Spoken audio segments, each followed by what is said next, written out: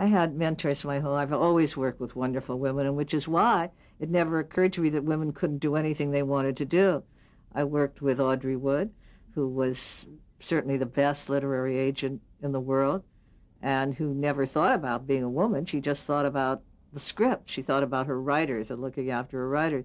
I worked with Irene Mayer-Selznick, who was this absolutely, probably the best executive and the toughest executive with whom I'd ever worked. I mean, her father was Louis B. Mayer.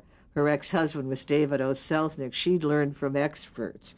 She knew everything there was to know about the motion picture business, and she came into the theater determined to do it better than her husband had done it, as well as her father had done it, and she did.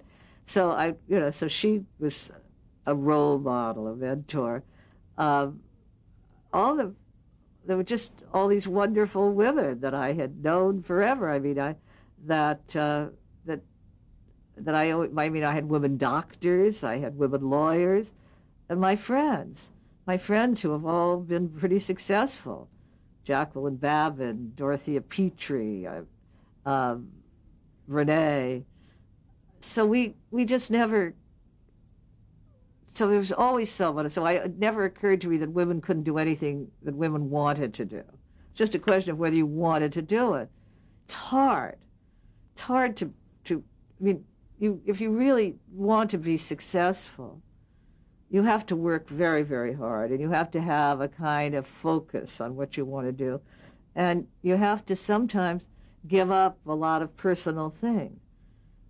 I've always thought that, the show was the most important thing. I never cared a lot about my credit or my billing or even my money, which is a mistake. Looking back, I wish I'd cared more about money.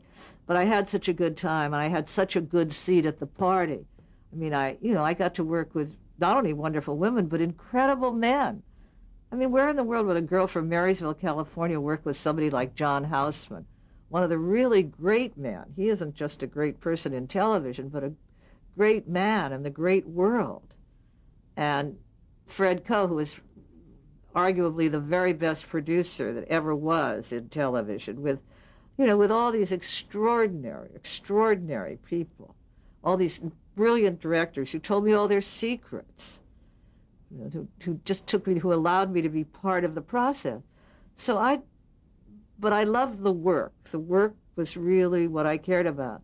It's a remarkable, remarkable life. But I don't think it has much to do with men or women.